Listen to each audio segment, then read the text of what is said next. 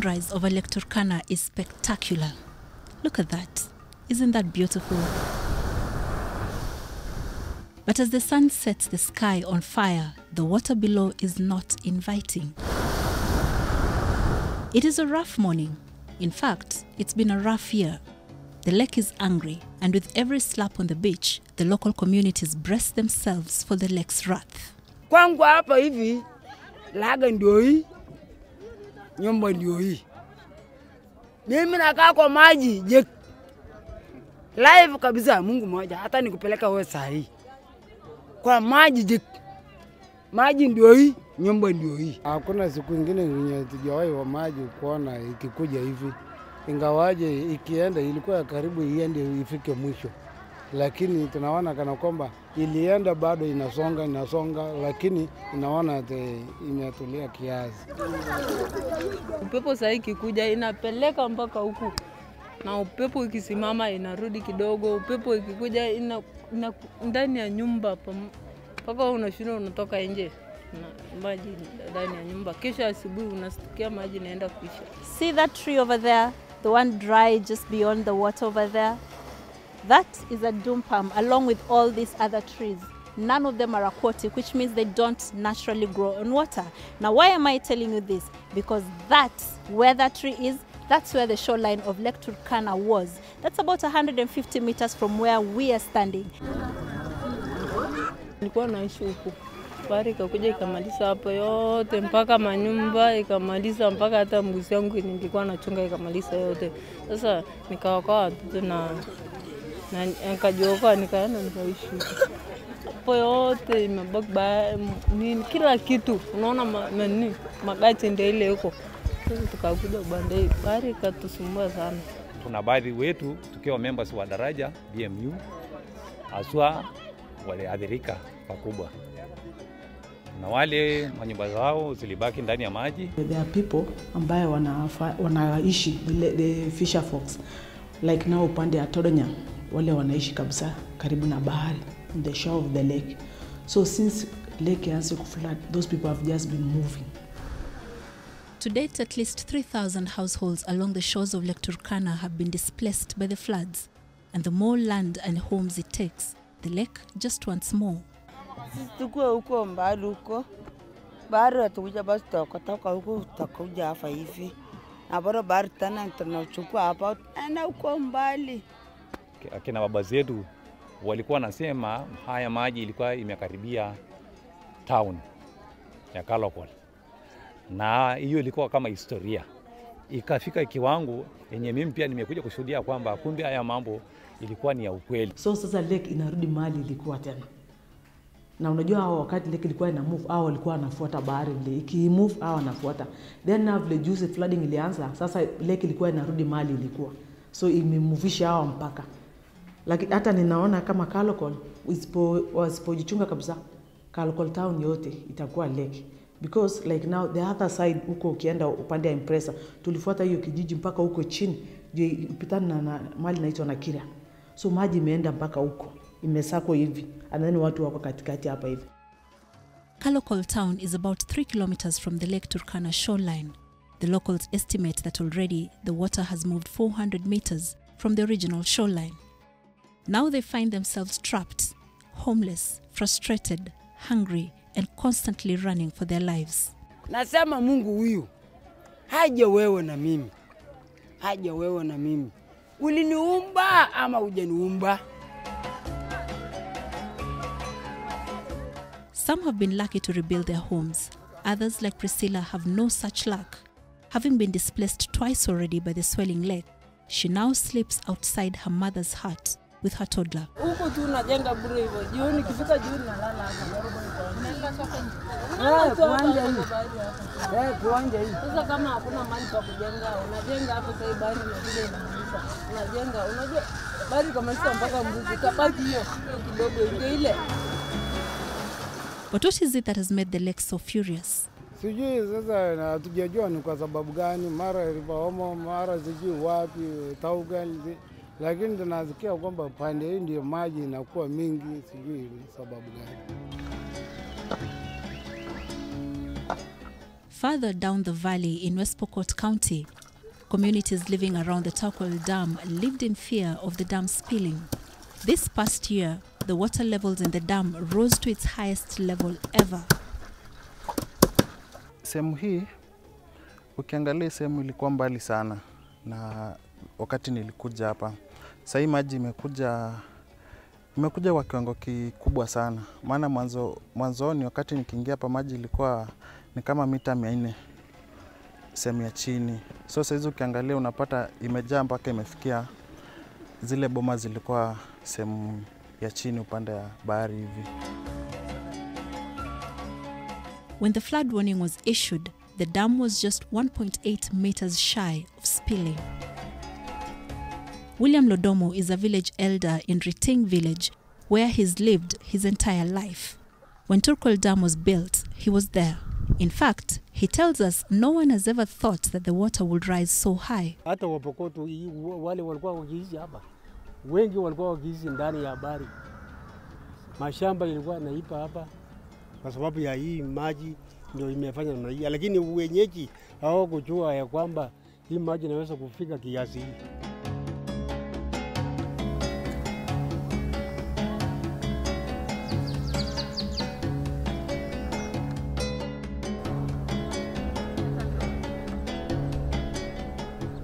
It smells like death. It's going to be a slow and painful death for this bird. The bird hangs on to life, flapping, desperate to be free. But the more it flaps, the tighter the madenge tree holds on to it. This is where the bird will die, lonely, hungry. In a few days, it will join the statistics of the flamingos that have died in the grip of the madenge weed. But Lady Luck is smiling on this bird. Today, it gets to live. Over the last few months, this man has spent his days rescuing trapped flamingos in Lake Bogoria. The water he wades in is now knee-deep. This is supposed to be dry land, farmland to be exact. Tumeishi toka 1991. Hii maji ilikuwa mbali sana. Na hiyo maji ilisonga kidogo na akarudi. Akasonga akarudi. Sasa ikasonga sasa. Hii flamingo anaonyesha njia maji bila anaenda. Wakati alinyesha usiku, maji ilisonga tu hivi. Ilinyesha usiku. Asubuhi au flamingo alianzia kwa ile nyumba ya kwanza ya Traitor. Wakakuja tu hivi, yani pamoja. Wakuja hivi paka kwa miti ile tulikuwa tunakalia kwa nyumbani hapo. Wakasimama hapo. Simama hapo, kaanza kurudi. Sasa alikuwa anasema maji inasonga paka wapi? Hapo. Tukakaa.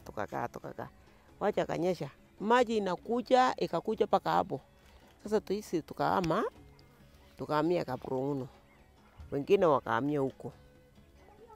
Kupika huko pande ile.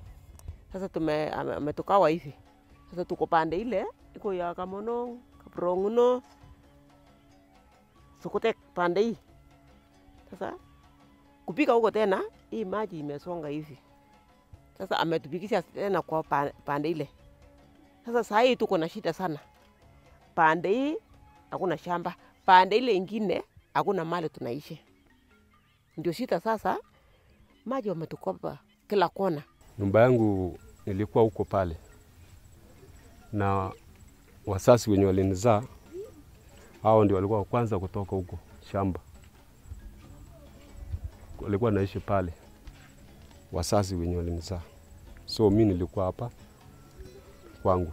Wazazi walikuwa pale. So hiyo 2013 hao ndio nilitoa waende huko mlimani.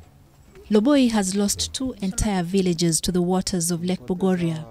Unlike Lake Turkana, where the wind blows the water into the villages, in Bogoria, the water seeps from below the ground. First comes the salt, then the ground begins to wet. The locals say when you see these patches of white on the ground, it is time to run. Ilimeza manyumba ya kwanza 2013. Kutoka hapo mpaka huko ilikuwa almost 44. Labu kuanzia hapo so kakuja hii maji ikaanza Kwa inatoa watu wa kwanza, wa pili, sasa tuko karibu mara ya 4. Najua sasa sijapata kitu ya kubeba nyumba. Paulina has been forced to move to higher ground in these hills about 10 kilometers from the lake and her original home. But just when she thought she was safe, another lake has started forming meters from her new home. River Subukia has been blocked from reaching the saline waters of Lake Bogoria, and it has now formed a new freshwater pool, infested with crocodiles. She will be moving again soon. Today, a total of 299 homes have been lost to the lake, and much of Loboi is now abandoned. In any other time, the Lake Bogoria Conservancy will be crawling with tourists, but now it sits underwater, abandoned. The local community depended on this conservancy for income, but with its existence almost wiped off the map, Loboi is a struggling economy. The flamingo population in Lake Bogoria is now estimated at 100,000. When ordinarily we have been having 1.5 million around there. So they have moved. Why? Because the pH levels have declined. I mean, the pH for the water, the pH level is not good enough for the algae, which is food for the bird. Saizi mimi sina hata any ground, sina shamba, sina mali pa kuishi. Nilianza tu kuomba jirani.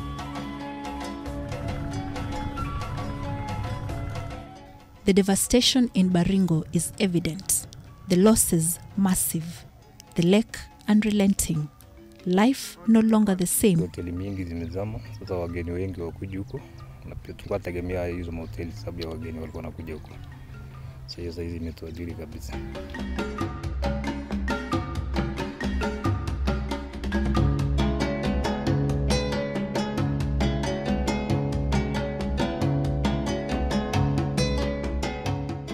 The topography is changing. This used to be one island, but now it has split into 3. Hapa hivi inaitwa Kokwa Island Primary School, ni day and boarding. Before maji kuja hapa hivi ilikuwa ni mainland bado. But as you can see now, floods imekuja ikachukua maji kasongeza. So wakafungua gate the other side. Ndio wanafunzi wapate kuendelea na masomo. Until a few months ago, these 2 islands were connected by a bridge. Now the bridge is completely submerged, gone without a trace.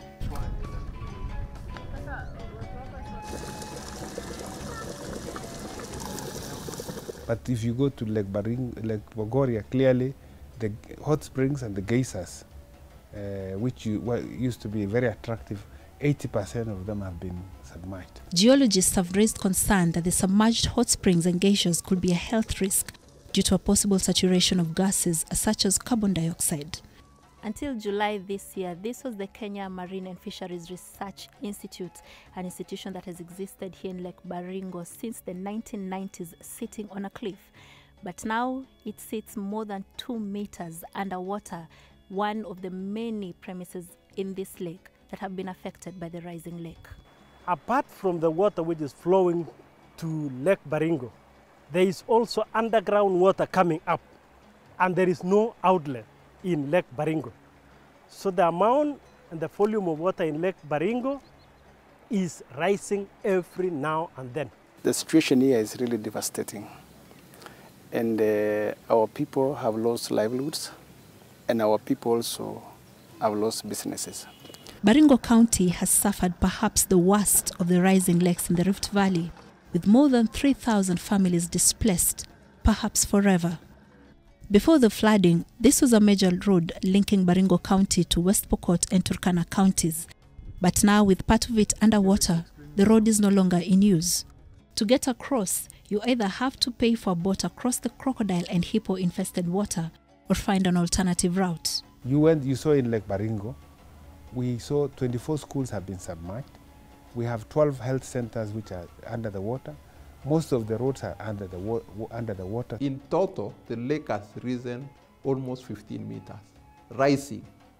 That is, you measure the height of that water, calculate against the area of that lake when it is normal, calculate the volume, and then you'll find that there is an enormous amount of volume of water that has come in. There's very little evidence left to show that people used to live here before the lake came. And if you look beyond the trees, you'll just see some remnants of roofs. But now, when the people ran away to find safer ground, the crocodiles took over the homes that they left. And just beyond the trees over there, that's the remains of a roof, and there's a giant crocodile on that roof.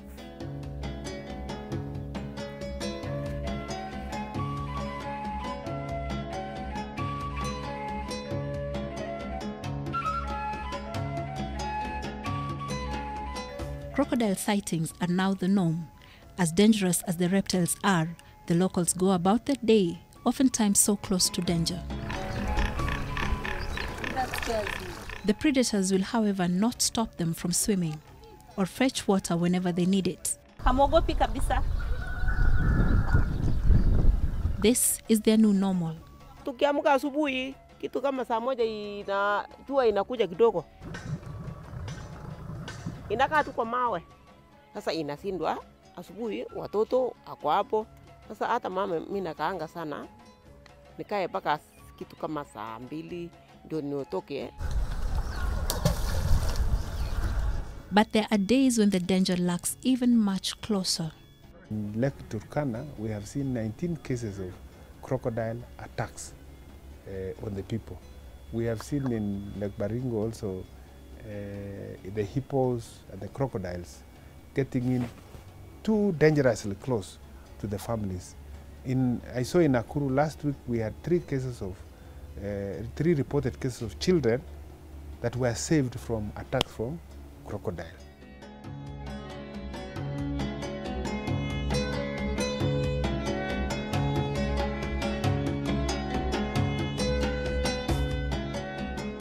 Kihoto village in Naivasha exists in constant distress. Sitting on the shores of Lake Naivasha, the locals here are no strangers to flooding. After restoration of Mao way back in 2010, the level of the lake started increasing, and it increased all the way, not only Lake Naivasha, but 2009 it was drying to an extent of going as low as 1370 something meters. But as we are speaking, we are heading to 1892, which we believe is the highest watermark of Lake Naivasha. So, ever experienced. But this past year's flooding has been of particular concern. Nilikuwa naishi pale chini mbeleni, tena wakati mwezi wa 4 tani maji ndio ikaanza kuingia. So wakati iliingia nikakuja hii site nyingine. Sasa site nyingine pia ndio imeingia tena. So sasa napanga tena kusonga zaidi. Unaona? Imeniamsha mara 2. Sasa nilitoka pale chini kamaliza huko. Sasa nikakuja hapa nikafikiria ni safe side. Kidogo ndio imenifuata imefika tena. Now many of these homes are abandoned. A few others have refused to leave. Wading through water every day is how they get around. In 1970, early 70s, there was no Kyoto. In fact, mushrooming of structures within Kyoto started in late 80s. So you'll find that before that particular area was divided or given to farmers, because it was divided to 30 Kyoto farmers. There are 30 farms there. Before, I think those who are dividing or those who are demarcating the lake left that particular area with a purpose, because at one point that was part of the lake. Every 50 years there's a cycle. We had a phenomenon like this in 1901. We had another one in 1961-63 of rising lakes, and now. So we don't know whether this will be the case, because you recall before 2010, for a long period also we had seen the lakes actually declining, the levels of lakes declining, especially in Nakuru and Naivasha, because they were declining. And you could even go, I think this could be explaining why a lot of people also took up the land near the lakes, because water was moving away. The rise of Lake Naivasha has been blamed mostly on human activities and the government either looking the other way or facilitating encroachment.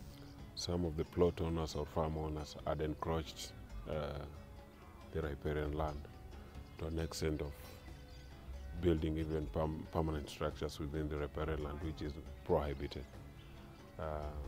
Anybody is not allowed to do or to build any permanent structure within the riparian line. This is also a reflection of the fact that there may have been poor governance at some stage in the way we manage riparian. That some people have been allowing people to settle near the lake or just on the riparian. But in Nakuru, you know, we found a group of people that were really, you know, hard hit. But they were arguing because we told them, you seem to have gone to the riparian, and they said, no, PS, we didn't go to the riparian. It is the water that came to us. We visited the lakes in 2013, particularly Naivasha, Nakuru, and Bogoria and Baringo. And we saw where the water had flooded and reached after the rise. And the impact was actually significant. For example, when we went to Olokoko Island, we witnessed that one of the health facilities that was just a little bit up the slope was already fully underwater. And from that elevation, we could just gauge that the water had risen almost 4 meters.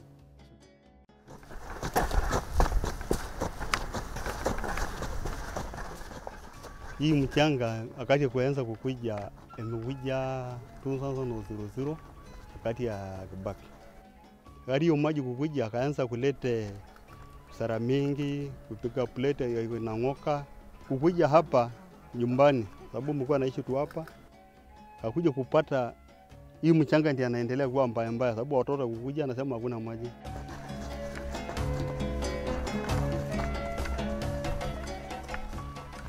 I could walk like this for hours, maybe even all day if I keep the same pace, before I can hit water. Everywhere I look, nothing but sand this way, nothing but sand that way. This is actually Lake Magadi that I am walking on.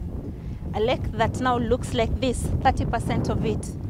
This was all water a few years back, but now it has now been taken over by silt. And in order to find the water, you have to dig 10 meters below my feet.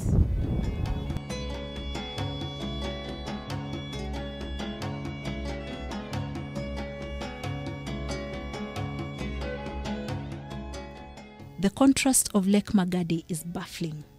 Sitting in the Rift Valley, one would expect its waters to be rising like its siblings in the rifts. But here, the water is disappearing. Hii maji imekuwa naenda Maimayu, mmoja ameenda na Rajangare, mwingine amekuwa naenda vile duka moja kwa anageuza hivi, anaenda huko pandele ya huko kiwanja nyingine iko hapo. Kwa hivyo maji kwa donga bandei. Sasa hizi ni mashamba ya watu wameletwa na mchanga tu na maji. The locals blame the siltation on infrastructure projects in Maimahiu and Suswa areas, such as the construction of the standard gauge railway. These projects are believed to have redirected floodwaters, causing it to cross through farmlands, sweeping away all that loose volcanic soil into Lake Magadi. Tata Chemicals depends on Lake Magadi to remain in business. Over the last 10 years, a thick layer of silt estimated at 8,000 tons per storm has been deposited into the lake, impacting on 40,000 members of the community and the business operations of the company. The quality of trona from the lake has also been affected. Watu wengi akaanza kuhama sababu hiyo maji hata mtu kukunywa iko na ile ugonjwa ambaye anaitwa sijui cholera. Ile kipindi sasa ndio watu wakaanza kutorotoroka sababu hata kuchimba nakuwa kasi ngumu, hata kubomoka nakuwa kasi mbaya. And in order to stop the lake from dying and stay in business, Tata Chemicals spent 340 million shillings to build dikes. This, however, was not successful, and despite the failure, the company is trying again, this time diverting the silted water away from the lake. And the results are promising.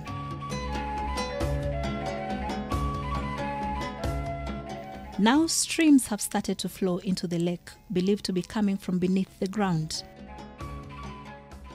Not far from Lake Magadi is a smaller lake known as Little Lake Magadi, but the local Maasai community calls it Naisike Engida. This little lake has no known inlet or outlet. Its waters are so saline that the locals believe it kills anything that touches it. This little lake is now giving life to Lake Magadi through the underground streams.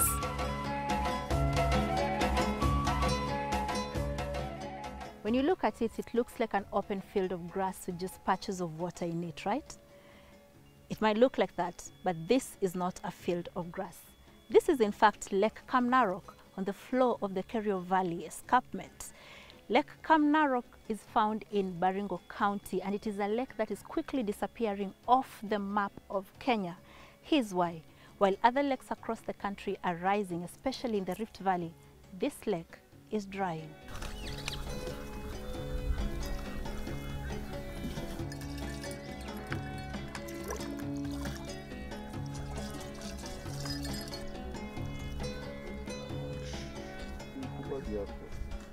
Hapa kwetu tunashangaa ni kwa nini maji inaisha, na tukiangalia upande mwingine tunaona maji iko, lakini sisi tukiangalia huku upande wetu maji hakuna. Sasa tunashindwa shida iko wapi.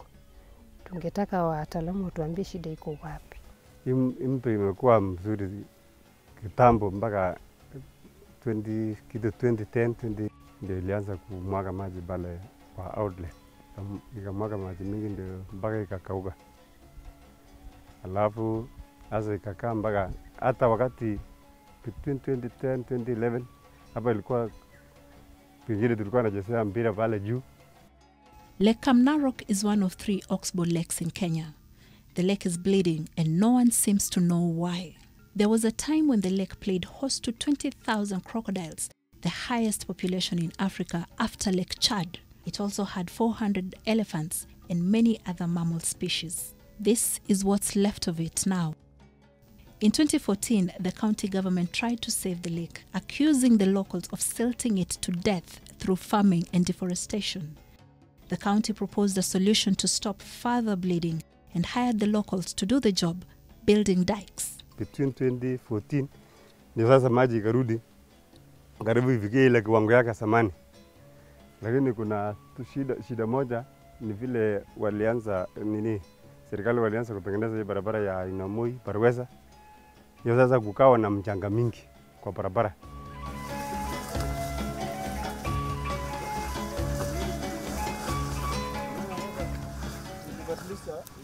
Ndio ikateremsha hiyo mchanga yote kwa mto. But the dikes didn't hold for long. The lake started leaking again.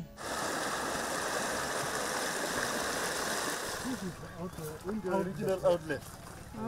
Sasa vile tulijaribu kuzuia hii magunia, ikawa ni ngumu kidogo, wakajaribu bande ile penye ikuweka magunia. This outlet here is suspected to also be one of the reasons why Lake Kamnarok is drying up. This water goes all the way to River Kerio, which is on the other side there.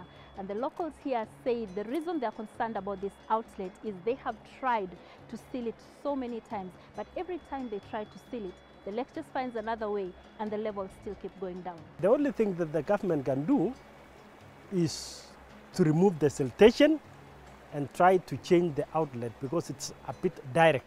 Hii lake ifanyiwe excavation. Immediately maji inaisha, wa excavate, ndio mto isustain maji. Alafu watafute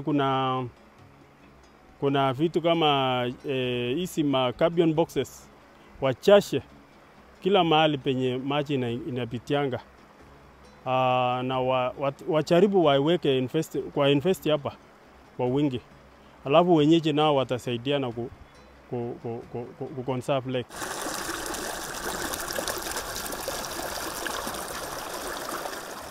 Otherwise, kwa miaka zingine sijazo, tukishikana mkono, naamini lake itarudi. Since 2010, for the figures I have here is that the lake that has increased most in terms of size and level is Lake Baringo. Lake Baringo used to be 124 square kilometers, but now it has increased by almost to 270 square kilometers. So the increase is above 130 square kilometers or nearly 110% increase in the level. The second lake which has increased is Lake Nakuru, which has increased by 84% of its original level.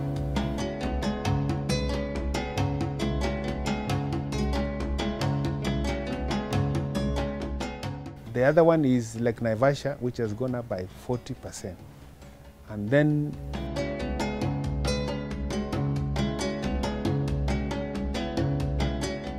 Elementator is around 13%. Bogoria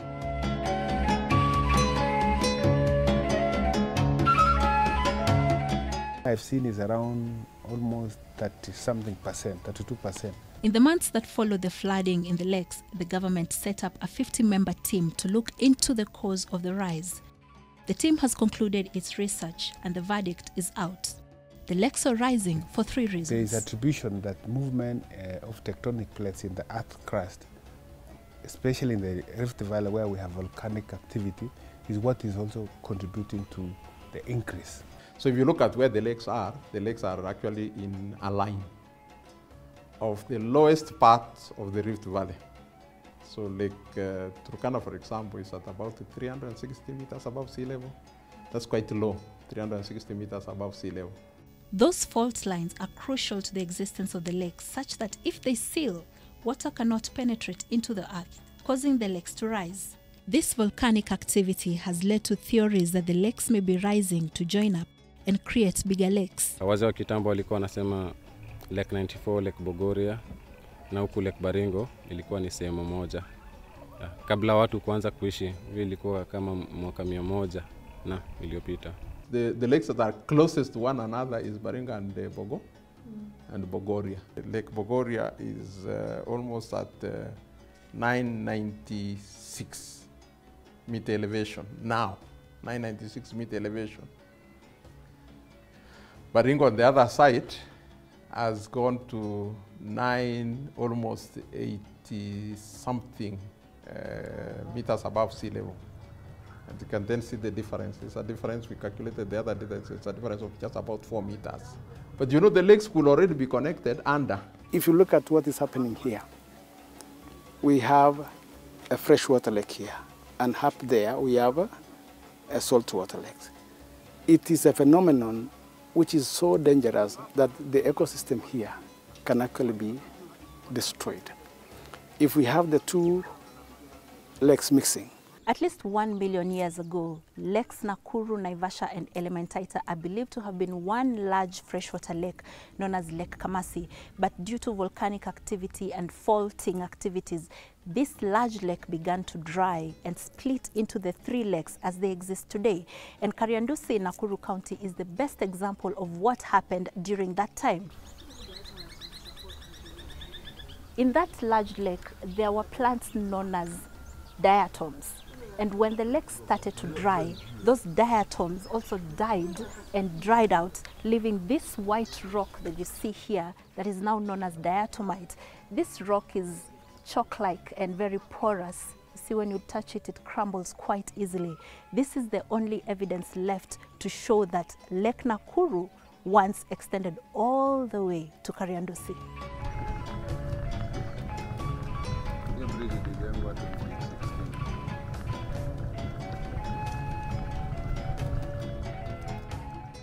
The government report identified climate change as another possible reason.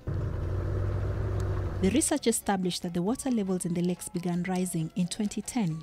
Before January 2010, many of the lakes had started drying, causing concern among scientists.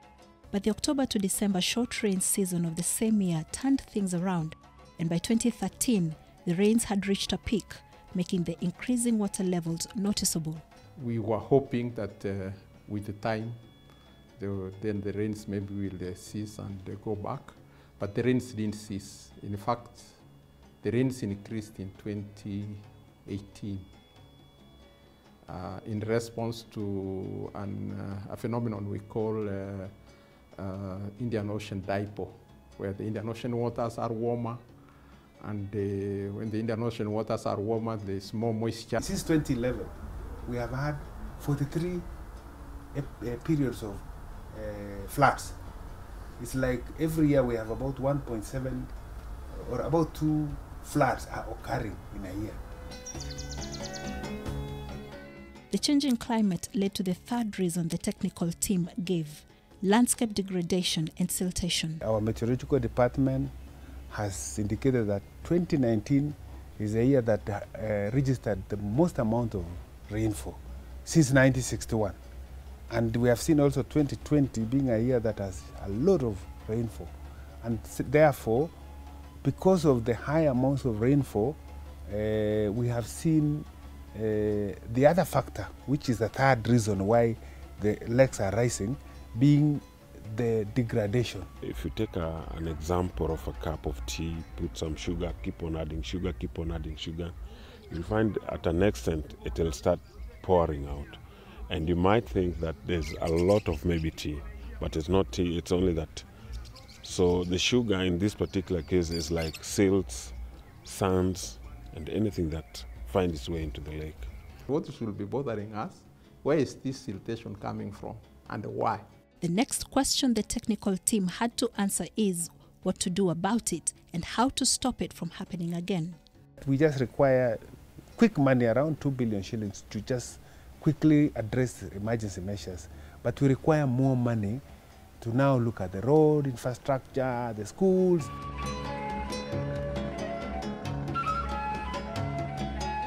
We are asking that we allocate money quickly to the Ministry of Education to expand some of the neighboring schools or create temporary structures to allow our children to go back to school. We have a lot of tourism facilities have been affected. A lot of hotels, 9 of them in Lake Baringo, and this is an area that this is an area where they really depend on for their livelihood, the tourism sector.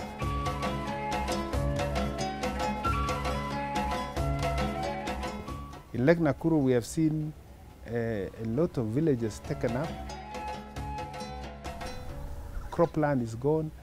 We have seen families, some of them I know about 6 families that have, 6 people died in Nakuru out of stress. The exact scale of the economic and humanitarian impact of the rising lakes is still being assessed, but the government says the impact may have to include new maps.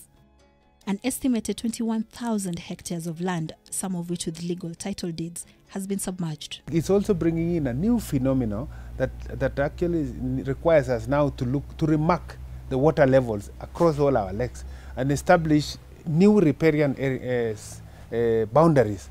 And this will likely be eat up more on where people had been settled, where it was not ordinarily a riparian, but now it is clear because when nature comes in, it is very unforgiving. So we are talking of potential cases of also resettlement and even land compensation for some of those that genuinely settled. They didn't know, they were innocent buyers. These short-term measures are expected to cost an estimated 840 million shillings over the next 3 months. In the medium term, the technical team proposed that water balance studies on all the lakes and their respective basins be done to inform the establishment of the higher watermark under the worst-case scenario in the history of the lakes. It is intended to help in clearly defining and demarcating the lake boundaries. The government has also been urged to consider buying off the affected areas to create a buffer zone. For the long term, the government says it will be focusing efforts in mitigating and adapting to climate change over the next 15 years, in line with the Climate Change Act, the National Adaptation Plan, and the Paris Agreement. To do that, Kenya needs money, a lot of it. We're talking about $62 billion US, or 6.2 trillion Kenya shillings required between the next year to mitigate and adapt against climate change. Clearly, that's a lot, and we have estimated that around 30% of that will come from our domestic sources, but 70% will have to come from international climate finance. With an estimated 5.1 million hectares of land marked as degraded in the country, mitigating climate change will involve restoring the degraded landscape. This, the government says, will be done through massive tree planting drives. Already talks are underway with the National Treasury to set up a tree growing fund with a target to put 2 billion seedlings in the ground by 2022. We need to go back to what President Moi used to tell us. Tupande miti, tuzuie mmomonyoko wa udongo. And you remember those days when he used to go, you have building of gabions, and there was a harambe where wananchi would come in.